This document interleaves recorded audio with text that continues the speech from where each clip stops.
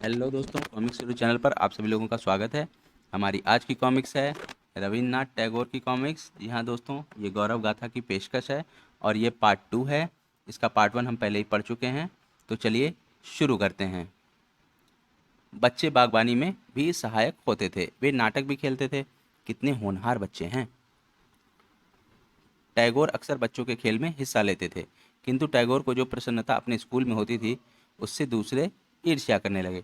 टैगोर हमें प्राचीन भारत की ओर ले जा रहे हैं। हम अपने बच्चों को आश्रम में कैसे भेज सकते हैं? फिर अंग्रेज भी तो यह पसंद नहीं करेंगे। चूंकि विद्यार्थी अधिक नहीं थे, इसलिए धन की कमी रहती थी। इस महीने हम अपने अध्यापकों को वेतन नहीं दे पाएंगे। किंतु टैगोर हर हालत में स्कूल को जारी रखना चाहते थे। मैं अपनी पूरी की पूरी जायदाद भेज दूंगा, इससे कुछ दिनों के लिए संकट टल जाएगा। मृणालिनी को लगा कि उसके पति चिंतित हैं। क्या तुम्हें कोई चिंता है? पिछले 2 दिनों से तुम सो नहीं पाए हो। स्कूल के लिए धन चाहिए, शायद मुझे अपनी पुस्तकें बेचनी पड़ेंगी। मृणालिनी कमरे से बाहर गईं। थोड़ी देर बाद वह लौटी। हम इसे क्यों ना बेच दें? नहीं, तुम्हारे आभूषणों को नहीं बेचना है। आप मेरे पति हैं, मेरे पास जो कुछ भी है वह आपका है। ऐसी भलाई कम ही देखने को मिलती है। और इस प्रकार स्कूल को बंद होने से बचा लिया गया। एक दिन टैगोर ने देखा कि उनकी पत्नी बीमार दिखाई दे रही है। तुम बीमार लगती हो, कोई दवा लाऊं? चिंता ना करो, मुझे थोड़ी सी थकावट है। किंतु मृणालिनी की हालत खराब होती गई। मुझे कम से कम अब तो उसकी सेवा करनी चाहिए। अपनी बीमारी में भी मृणालिनी स्वार्थहीन बनी रही। एक बार भी उसने किसी चीज़ के लिए नहीं कहा, यहाँ तक कि कलकत्ता जाने की भी बात नहीं की। टैगोर उसे कलकत्ता ले गए, जहाँ उसने अपनी अंतिम सांस ली। मुझे शोक नहीं मनाना चाहिए, मृणालिनी को अच्छा नहीं लगेगा। वह मृणालिनी को कितना चाहते थे यह उनकी रचना यादें से स्पष्ट होता है। कुछ ही दिनों में एक और दुखद घटना घटी। टैगोर की पुत्री रेणुका बीमार पड़ गई। बाबा, आप अपना सारा समय मेरे साथ बिताते हैं, आपके काम का क्या होगा? जब रेणुका की हालत सुधरी तो टैगोर उसे कलकत्ता छोड़कर शांति निकेतन लौट आए। श्रीमन, स्कूल की बुरी हालत है, अधिकतर अध्यापक जा चुके हैं। ईश्वर हमें इससे भी उबारेगा, हमें और भी परिश्रम से काम करना होगा। स्कूल में अभी वे थोड़े ही दिन रुके होंगे कि शीघ्र आइए, रेणुका की हालत गंभीर है। 6 महीनों के अंदर ही टैगोर अपनी पत्नी और पुत्री दोनों से हाथ धो बैठे। टैगोर के जीवन में दो और दुखद घटनाएं घटीं। 2 वर्षों के अंदर उनके पिता और छोटे पुत्र स्वर्ग सिधार गए। अपने अपार हार्दिक दुख को उन्होंने अपने काम में दफना दिया। उन्होंने राष्ट्रीय जीवन पे सक्रिय भाग लेना शुरू कर दिया। 1905 में उन्होंने बंगाल के विभाजन के विरोध में जुलूस निकाले। बंगाल एक है, करजन हाय हाय। भाईचारे की भावना को बढ़ावा देने के लिए उन्होंने आम सभाओं में भाषण दिए। संसार की कोई ताकत बंगाल के टुकड़े नहीं कर सकती। बंगाली, मुस्लिम और हिंदू भाई भाई हैं। जिस दिन विभाजन होना था, टैगोर ने सामूहिक रक्षाबंधन सभाओं का आयोजन किया। राजनैतिक कार्यों में व्यस्त होने के बावजूद भी टैगोर कविताएं, उपन्यास और कहानियां लिखते रहे। क्या तुमने टैगोर का उपन्यास नौकाडूबी पढ़ा है? बहुत ही अच्छी कहानी है। इसी बीच ब्रिटिश सरकार राष्ट्रीय आंदोलन के खिलाफ सख्त कदम उठा रही थी। क्या आपने आज की ताज़ा खबर सुनी है? हमें वंदे मातरम गाने की अनुमति नहीं है। स्कूल और कॉलेज के विद्यार्थियों को पकड़ा जा रहा है। इसका परिणाम यह हुआ कि लोगों ने स्वेच्छा से सभी विदेशी वस्तुओं का बहिष्कार करना शुरू कर दिया। कॉलेज का बहिष्कार करो, कॉलेज के अधिकारी हाय हाय वंदे मातरम। टैगोर, निवेदिता बहन और विपिन चंद्र पाल जैसे कुछ व्यक्तियों ने डॉन सोसाइटी की स्थापना की।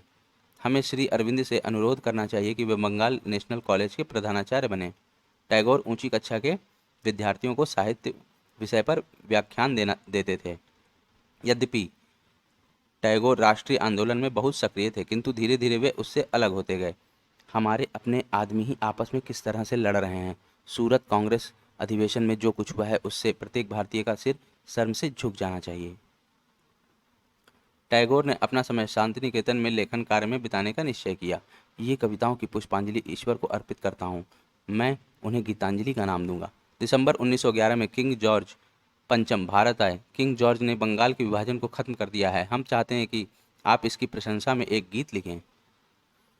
मैं कभी भी एक नश्वर राजा की प्रशंसा में गीत नहीं लिखूंगा, उनके मित्र आशुतोष चौधरी ने कहा। रवि बाबू, उसे कांग्रेस के अधिवेशन में गाया जाएगा। मैं एक गीत लिखूंगा, किंतु वह सर्वशक्तिमान परमात्मा की प्रशंसा में होगा, जो भारत का भाग्य विधाता है। और इस प्रकार उन्होंने जन गण मन की रचना की। इसे सबसे पहले राष्ट्रीय गान के रूप में सुभाष चंद्र बोस ने बर्लिन में अपनाया था, जहां 1942 में एक उत्सव में इसकी धुन बजाई गई। जन गण मन, अब यह गीत हमारा राष्ट्रीय गान है। जब टैगोर का इक्यावनवा जन्म एक इक्यानवा इक्यानवा जन्म दिन नज़दीक आया, उनके कुछ प्रशंसक कहीं मिले। आज रवि बाबू सबसे प्रसिद्ध बंगाली हैं, हमें उन्हें सम्मानित करना चाहिए। हमें उनके लिए एक स्वागत समारोह का आयोजन करना चाहिए। स्वागत समारोह में हजारों लोगों ने भाग लिया। आपने मुझे जो गान दिया है, इसके लिए मैं आपका बहुत आभारी हूँ। जय गुरुदेव। स्वागत समारोह के तुरंत बाद टैगोर को इंग्लैंड जाना था, लेकिन आपको पूरे आराम की ज़रूरत है। क्या मैं अपने प्रिय शांति निकेतन जा सकता हूँ? मेरे विचार में आपका वहाँ जाना ठीक नहीं। आप वहाँ किसी न किसी काम में फंस जाएंगे। फिर मैं शैलदाह चला जाऊँगा। और टैगोर शैलदाह चले गए। वे अपने साथ गीतांजलि की एक प्रति भी ले गए। शैलदाह पहुंचकर प्रारंभ के कुछ दिन टैगोर ने आराम किया। कितना शांतिमय वातावरण है, प्रकृति सबसे बड़ी उपचारिका है। फिर वह काम में लग गए। मैं अपना समय इन कविताओं को अंग्रेजी में अनुदित करने में व्यतीत करूंगा, इससे मेरा मन लगा रहेगा। जब उनका स्वास्थ्य ठीक हो गया, टैगोर इंग्लैंड के लिए रवाना हो गए। वे अपने साथ अपने पुत्र और पुत्रवधू को भी ले गए। तुम डेनमार्क में क्या करोगे? मैं वहाँ पशुपालन का अध्ययन करूँगा। इससे हमें अपने देश में सहकारी संस्थाएं आरंभ करने में सहायता मिलेगी। जब वह लंदन पहुँचे, टैगोर को अपनी कविता की पुस्तक नहीं मिली। पुस्तक अटैची केस में थी, किंतु अटैची केस तो गुम है। सब जगह ढूंढने पर भी अटैची केस का कुछ पता ना चला। पिताजी, आप चिंता ना कीजिए, मैं खोज पार्सल ऑफिस को टेलीफोन करता हूँ, शायद वे पता लगा सकें। टेलीफोन के बाद, पिताजी उन्हें वह मिल गया है, वह गाड़ी में ही रह गया था। धन्यवाद है परमात्मा का। दूसरे दिन टैगोर प्रसिद्ध चित्रकार और अपने प्रशंसक विलियम रॉथेनस्टेन से मिलने गए। टैगोर साहब, यह खुशी की बात है कि आप हमारे यहाँ पधारे हैं। मुझे उम्मीद है आप अपनी कुछ कविताएं मेरे पढ़ने के लिए ले आए होंगे। मैं लाया तो हूँ, किंतु कह नहीं सकता कि आपको पसंद आएंगी या नहीं। जब से मैंने आपकी कहानी काबली वाला पढ़ी है, मैंने आपकी अन्य कृतियों को पढ़ना चाहा है। धन्यवाद। टैगोर के जाने के बाद रॉथेनस्टेन उनकी कविता संग्रह पढ़ने बैठा। हमारे बीच प्रतिभाशाली व्यक्ति आया हुआ है, मुझे अन्य कविताओं को टैगोर से मिलाना चाहिए। रॉथेनस्टेन ने कुछ प्रसिद्ध कवियों को टैगोर की कविता सुनने के लिए आमंत्रित किया। टैगोर हमारे आध्यात्मिक मार्गदर्शक हैं। किसी की कविता ने मुझे पहले इतना प्रभावित नहीं किया। यद्यपि सारी दुनिया उनकी प्रतिभा को स्वीकार करने को तैयार थी, उनके अपने ही देश में गुरुदेव की पाठ्य पुस्तक को कलकत्ता विश्वविद्यालय ने अस्वीकार कर दिया है। शर्म की बात है। इस बीच टैगोर अमेरिका के प्रसिद्ध विश्वविद्यालयों में व्याख्यान दे रहे थे। यह भारत के लिए कितने गौरव की बात है। टैगोर हार्वर्ड विश्वविद्यालय को संबोधित करेंगे। यह यश प्राप्ति टैगोर के जीवन में कोई परिवर्तन नहीं लाई। जब से यहाँ आया हूँ कुछ भी लिख नहीं पाया, मुझे अपने देश लौट जाना चाहिए।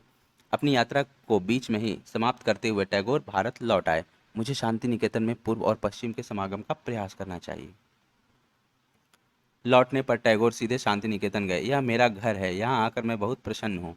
एक बार फिर धन की कमी और विश्वविद्यालय की आलोचना का सामना करना पड़ा। कम से कम जब मैं यहाँ होता हूँ तो मेरे अपने लोगों की आलोचना की कड़वाहट कम हो जाती है। एकाएक उन्होंने देखा कि उनके सहयोगी शिक्षक उनकी तरफ दौड़ते हुए आ रहे हैं। गुरुदेव, गुरुदेव, आपके लिए तार आया है। श्री नेपाल, अब हम स्कूल के भवन के लिए धन की चिंता से मुक्त हो सकते हैं। गुरुदेव, क्या कोई शुभ समाचार है? टैगोर ने उन्हें तार पढ़ने के लिए दिया। गुरुदेव को नोबेल पुरस्कार मिला है, गुरुदेव को नोबेल पुरस्कार मिला है। नोबेल पुरस्कार के बाद टैगोर पर पुरस्कारों की वर्षा सी होने लगी। कलकत्ता विश्वविद्यालय, जिसने उनका अनादर किया था, उनका सम्मान कर रहा है। अंग्रेजों ने भी उन्हें उपाधि से सम्मानित किया। टैगोर संसार भर में मशहूर हो गए। काश मैं शांति निकेतन को एक विशेष प्रकार के विश्वविद्यालय में बदल पाता। उन्होंने यहाँ भारतीय संस्कृति की सर्वोत्तम विद्याओं, संगीत, नृत्य, कला, साहित्य इत्यादि को प्रोत्साहन देने के लिए विश्व भारती की स्थापना की योजना बनाई। यद्यपि टैगोर ने अपना अधिकतर समय शांति निकेतन में ही बिताया, उनकी दृष्टि राष्ट्रीय गतिविधियों पर लगी रही। रॉलेट कानून काले कानून है, कानून के नाम पर निर्दोष लोगों को पकड़ा जाएगा और कड़े दंड दिए जाएंगे। टैगोर का संदेश ठीक निकला। 13 अप्रैल 1919 को अमृतसर के जालियांवाला बाग में सामूहिक हत्याकांड हुआ। जब यह दुखद घटना हुई, टैगोर उस समय कलकत्ता में बीमार थे। मुझे इन अत्याचारों के विरोध में कुछ करना चाहिए। एक शांत जनसभा पर गोली चलाना निर्मम हत्या है। बिना किसी को बताए उन्होंने अपना विरोध प्रदर्शित किया और वायसराय को लिखा, मैं अपने देश की प्रतिष्ठा पर प्रहार के विरोध में अपनी उपाधि लौटाता हूँ। उनके इस निर्णय से विश्व भर में हंगामा मच गया। गुरुदेव ने अपनी उपाधि लौटा दी है, उन्हें पूरे देश के गौरव का पूरा ख्याल है। टैगोर ने भारत और दूसरे देशों के महान व्यक्तियों को अपनी ओर आकृष्ट किया। भारत में मैं चाहता हूं कि मेरी पुत्री शांति निकेतन की छात्र बने। सुभाष चंद्र बोस अक्सर टैगोर से मिलते रहते थे। विदेश में अल्बर्ट आइंस्टीन जैसे व्यक्तियों के घर में उनका स्वागत हुआ और दार्शनिक रोमन रोला के यहाँ भी। किंतु प्रसिद्धि से उनका संतुलन खराब नहीं हुआ। शांति निकेतन जाने वाले लोग अक्सर अचंभित होते थे, वाह, टैगोर खेल में बच्चों की तरह आनंद ले रहे हैं। नोबेल पुरस्कार मिलने के बाद टैगोर को अनेक देशों से आमंत्रण मिलने लगे। गुरुदेव भारत के आध्यात्मिक राजदूत हैं। काफ़ी व्यस्त रहने के बावजूद टैगोर ने अपना लेखन कार्य जारी रखा। टैगोर अब 75 वर्ष के हो चुके थे। अब उन्होंने शैलदा जाने का निश्चय किया। हमारा आभार स्वीकार करो ठाकुर, आप हमारे पिता तुल्य हैं। इनका प्यार कितना सच्चा है, शायद अगले वर्ष मैं इन्हें ना देख सकूं। टैगोर को पता था कि उन्हें अब अधिक दिनों नहीं जीना है। हृदय पर अपार बोझ लिए वे शांति निकेतन लौटे। एक शाम को वे बेहोश हो गए हैं, डॉक्टर को बुलाओ। अभी थोड़ी देर पहले ही वे बात कर रहे थे। उस दिन के बाद टैगोर का स्वास्थ्य गिरता गया। अब आप ना तो कहीं जाएं और ना ही लिखें। अपने ऊपर कोई बोझ ना डालें। लिखने से कोई बोझ नहीं पड़ता। यदि मैं नहीं लिखूंगा तो मर जाऊंगा। फरवरी 1940 में गांधी जी और कस्तूरबा शांति निकेतन आए। मुझे लगता है मैं अपने घर आया हूँ। आप हमारे लिए बहुत प्रिय हैं। जब गांधी जी जाने लगे, टैगोर ने उन्हें एक पत्र दिया। इस पत्र को गाड़ी में पढ़िएगा। गांधी जी ने पत्र गाड़ी में पढ़ा। जब मैं ना रहूं तो शांति निकेतन पर दया दृष्टि रखिएगा। गांधी जी टैगोर की अंतिम इच्छा को कभी नहीं भूल पाए। टैगोर को लगा कि उनका अंत आ रहा है। उन्होंने कलकत्ता जाने का निश्चय किया। अब मैं जा रहा हूँ, भगवान आपकी सहायता करे। इस प्रकार टैगोर की अंतिम यात्रा प्रारंभ हुई। 7 अगस्त 1941 को उनका निधन हो गया। दोस्तों, हमारी ये कॉमिक्स यहीं पर समाप्त होती है और आपको ये कॉमिक्स कैसी लगी हमें कमेंट सेक्शन में ज़रूर बताएं। मिलते हैं अब हम अगली कॉमिक्स में। धन्यवाद।